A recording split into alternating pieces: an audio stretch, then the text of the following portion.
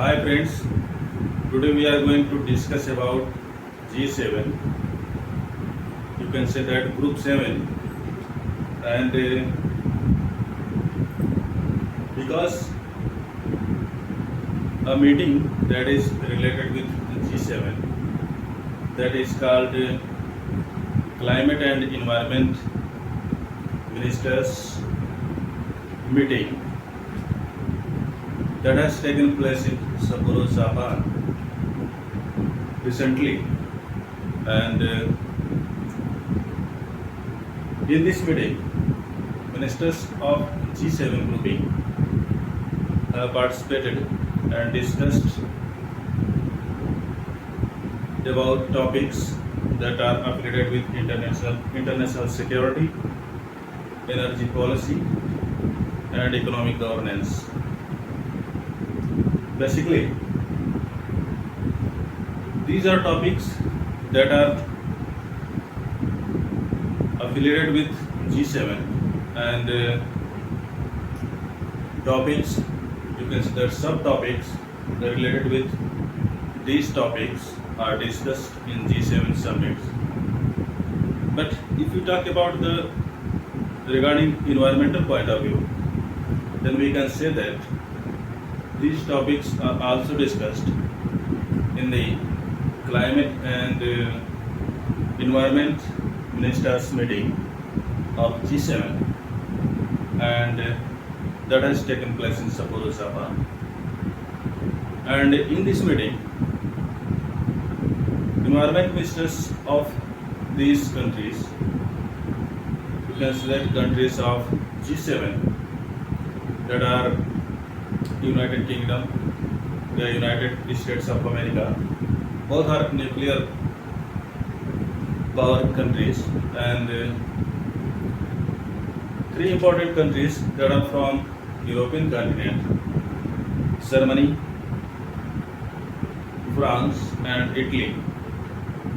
and two other important countries that are member of G7,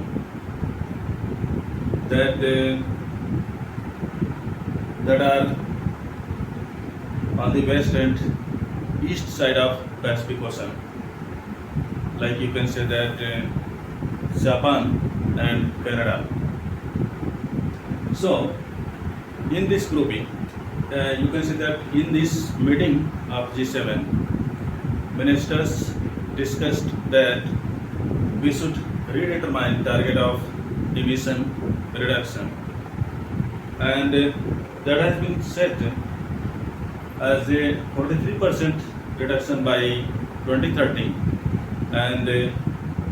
60% reduction by 2050. Now we are going to discuss about and they have also discussed about the net zero emission by 2050 by enhancing, you can say that by increasing offshore wind energy capacity, and another you can say that solar energy capacity that will be enhanced till 1 terawatts plus,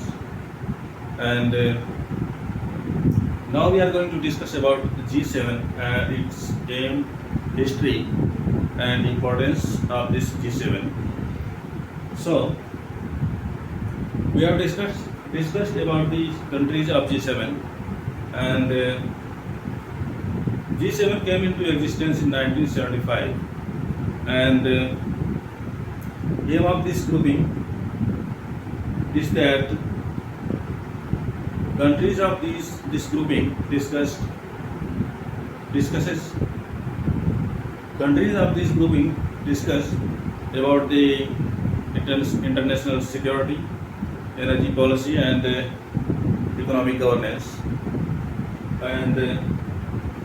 one more interesting point is that this grouping has no headquarters, and this grouping has also not written constitution. But if you talk about the European Union, that is not a part of this grouping, but European Union participates in the annual meeting of this G7, and Russia. We will also discuss about the Russia that was member from 1998 till 2014, and due to annexation of Crimea, Russia was compelled to leave this grouping. And now we are going to discuss about some another important points that is affiliated with this grouping, and those are some other important points that are related with this grouping.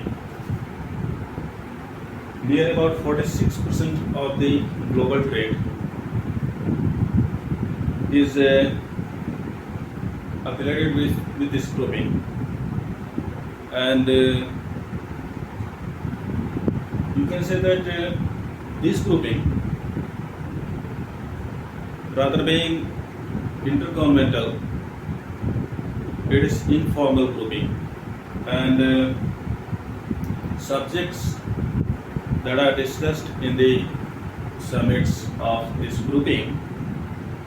that are determined by the presiding nation that is hosting respective summits. And earlier 48th summit of this G7 was held by Germany, and now 49th summit will be held by Japan in Hiroshima, and we are very well aware with Hiroshima regarding Second World War, and so we have concluded this important session regarding G7 and its climate and environment ministers meeting, and in the next time we will come up with another important points, another important topics, and thank you so much for watching. Please subscribe, like and comment on my videos. Thank you so much for watching.